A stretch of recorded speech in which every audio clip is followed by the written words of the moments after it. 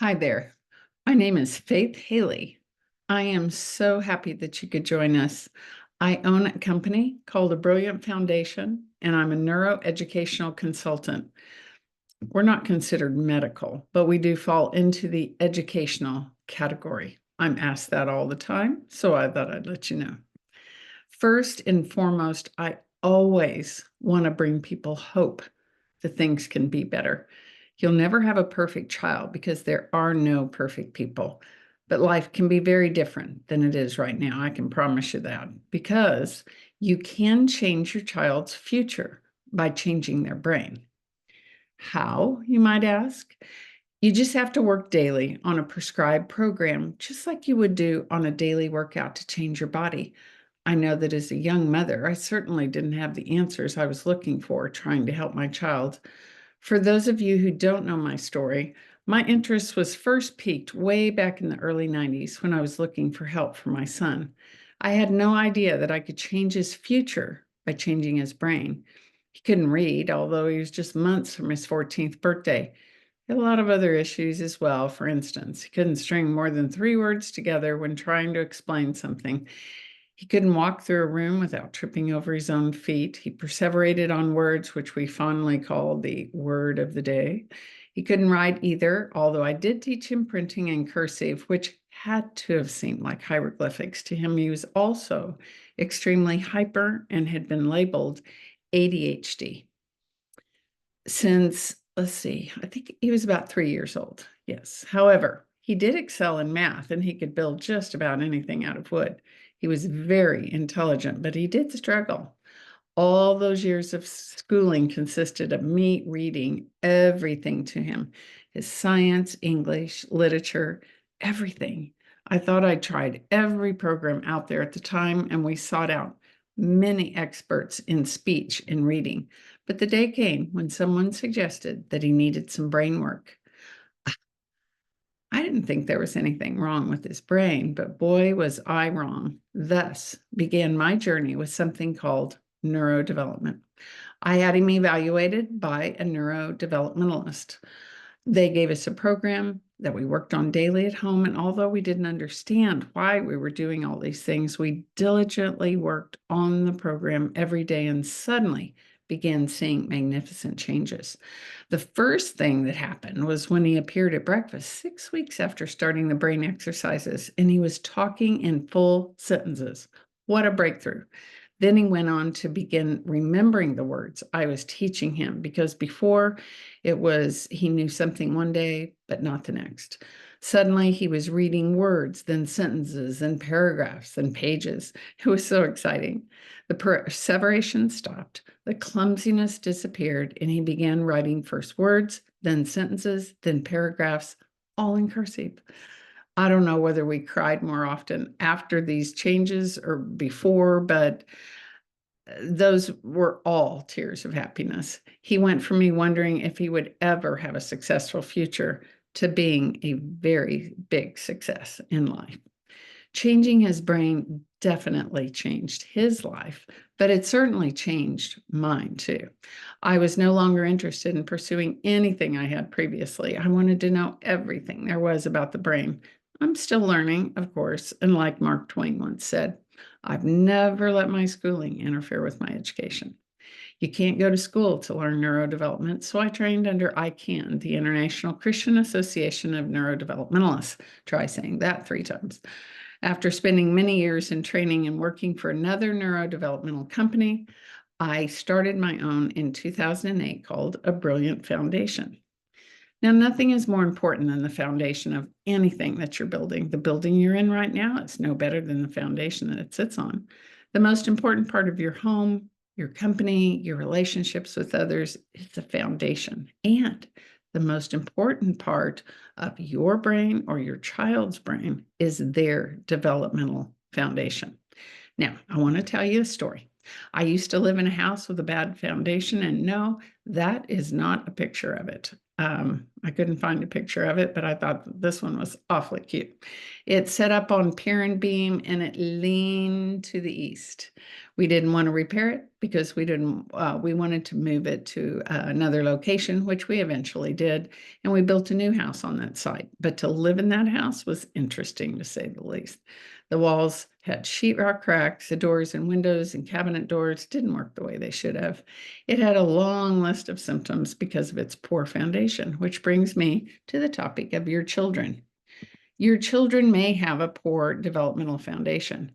This house is an example of information that a foundation company would give you about your home, explaining the symptoms of your poor foundation. Sheetrock cracks, doors and windows that don't function, just like mine. All the labels that your children have received these days are just simply a long list of symptoms of a person with foundation issues, developmental foundation issues. If you can check so many boxes in the ADHD category, then their child will be labeled ADHD. If they have a long list of symptoms in the dyslexia category, then they're dyslexic, and the list goes on and on. The reason they have all those symptoms is because they're not on a good developmental foundation. Just like that house, they have a long list of symptoms. If those symptoms no longer exist, then the label disappears. The day came when we did move that house. We put it on a good, strong foundation. And guess what? No more symptoms. The doors and windows functioned perfectly. And so did the cabinet doors. And most importantly, the bathroom doors. There were no more sheetrock cracks. What had changed? It had a new address, but only the new foundation had changed. When I was doing a daily brain program with my son, we were just putting a good developmental foundation in his brain, something that he had previously lacked. It had not affected his intelligence at all. Believe me, he was plenty smart, but it had affected the way that he functioned on a daily basis. Now, I see an abundance of children who are so smart, but they struggle because of their poor developmental foundation. To further explain, let's take a quick look at the brain. When we're born, our entire brain is intact, but it's not available to us. Otherwise, we'd pop out saying, "Hi, Mom," and run around excitedly. The availability comes through movement. And when we move along on our stomachs, we begin the process of placing insulation called myelin sheathing, which is just a protective membrane that wraps around part of the nerve cells. Myelin also affects how fast signals travel through those nerve cells. The pons portion of the brain is the very first area that should be developed. Unless a baby's allowed to move on their tummy, that part of the brain doesn't develop as it should. 7 out of 10 babies have free flowing blood in their spinal fluid at birth. Now, that's a fact. That information came from studies done on 3 different continents. Under the best of circumstances, getting born can be very tricky. If allowed to move, most of that blood moves right out and doesn't cause any problems. Brain availability comes through our ability to move. You just have to place them on their tummies and let them move. When a baby's not allowed to move, they're instead placed on their backs all the time and swaddled, hung around mom and daddy's back or front all day long, put in carriers, swings, and various types of buckets and containers. Then it can be a problem for sure. We were created to move and not be like an upside-down turtle. When we move, the myelin sheath is placed around the nerve pathways, making availability to that area possible. The pons area of our brain, a part of the brain stem, is developed on our tummies. Now, a baby gets 40% more oxygen, which is placed on their tummy. You saw this during the COVID crisis when they were turning patients onto their stomachs to increase their oxygen levels. You remember that? Today's babies are left lying on their backs way too much with very little time spent on their tummies. The only thing that you ever will see born out there and being kept on its back is a baby, a human baby. I learned last year that here in Texas, unfortunately, it's illegal for children in daycare to be placed on their tummies. They need to be able to move through their developmental steps, and they can't do that in containers or on their backs. If they're on their tummies, the majority of the time, their head will not be flat, but have a nice shape.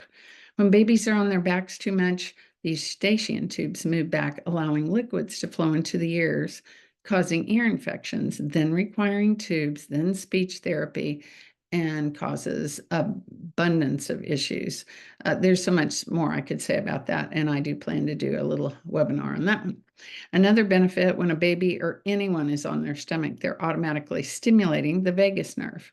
15 minutes of tummy time a day just doesn't cut it. There's just too many benefits that'll be missed, especially in the development and utilization of the Pons area. So, in talking about the development of the Pons, I'd like to inform you about some of the possible symptoms of an underdeveloped Pons, the part of the brain that gives us that sense of, I deserve to be in this world and the world's a safe place. It's also the nonverbal part of the brain, so expressing feelings can be difficult if this area is underdeveloped. So here's a small list of possible symptoms of an underdeveloped Pons at the Pons, underdeveloped foundation at the Pons level. See if anyone comes to mind as we move through this list. They might be very fearful, fear of the dark, the boogeyman under the bed. They have to sleep with the light on, or they want to sleep with their parents. And we have a lot of parents who can now put their children in their beds and they stay there all night. Imagine that. So, hey, high anxiety can also be a result of an underdeveloped Pons. They can be very clingy. We sometimes call them Velcro children because they have to cling to you all the time. This is a very unhappy place to live. This child's in survival mode 100% of the time. This is where you see toe walking. Their brain is saying, I have to control. I have to be manipulative. I have to be hyper vigilant. Where am I going? Where are we going? When are we going to be there? Who's coming over? Who's on the phone? Is the ceiling going to fall in on me? This child might not have much empathy for others. They can see a sibling or a parent get hurt, doesn't bother them at all. Again, we have many clients who started out to be very unsympathetic, not having any empathy for people that got hurt around them, but who are now the first to rush in and give comfort to others, which is such a blessing to their parents. It's always nice when someone cares. This might be the child that speaks too loudly. They might have a convergent strabismus in one or both eyes. This is where the eyes are crossed, or it may be referred to as lazy eye. Patching an eye is not always the answer. Getting down and belly crawling is, however. They may also have poor eye contact. We're seeing a lot of that these days. It doesn't mean that your child is autistic. It just means that they weren't on their stomach long enough. Now they need more. This is also the level of the brain where eating disorders come in, because if you don't know if you're hungry or full, eating can become a big trauma. They might be a bedwetter because they can't feel, oh, there we are.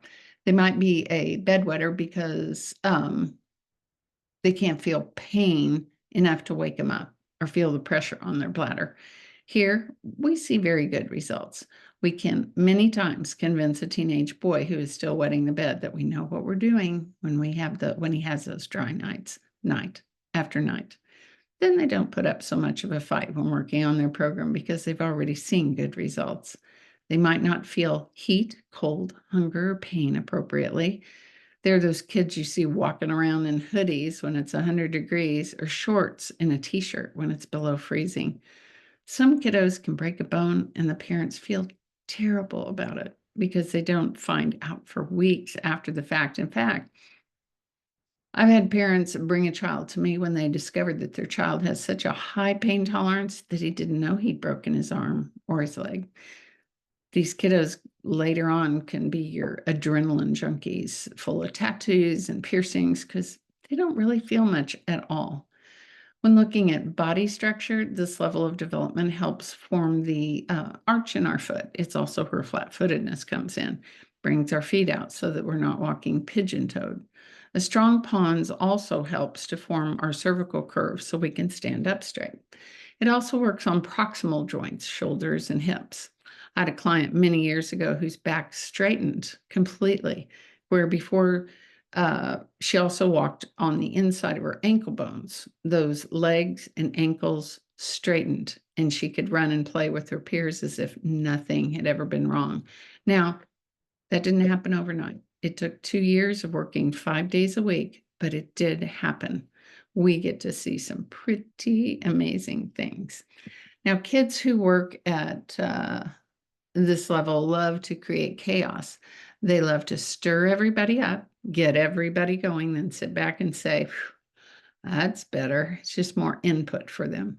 This is also the level where mutism or elective mutism comes in. Some of the diagnosis at the Pons level might be any of the attachment disorders, PTSD, anxiety disorders, chronic stress disorders. So those are just a few things that can be caused by a lack of development at the Pons level. It's one of the first levels that needs organizing in the central nervous system. Without this organization, children can know something one day, but then not know it the next. They have trouble accessing what they know, especially if they're stressed out. Everything we've seen or heard is in our brain. It just depends on if we have access to it. Of course, no one person is going to have all of those things that I've mentioned. They might have a few of them, or they might have a very long list. So, to wrap up, here's a bit more information. When a baby is on their tummy, developing the pons area of their brain, they get 40% more oxygen, like we saw during the COVID crisis. This is also the level of the brain where their horizontal eye tracking is developed. They're strengthening their neck muscles while on their tummies, which is very crucial in development. And the hip joints of babies are not fully formed at birth. So they really get their workout when tummy crawling or creeping up on hands and knees that result in good formation of their hip joints. But they can't give those hips a good workout when they're on their back or in a swing or any other type of contraption. From all the swaddling, doctors are now seeing a multitude of hip dysplasia. So forget giving any one of those at the baby showers to give the gift of the swaddling blankets. Okay, well, that's all for now on my presentation of the Pons portion of the brain.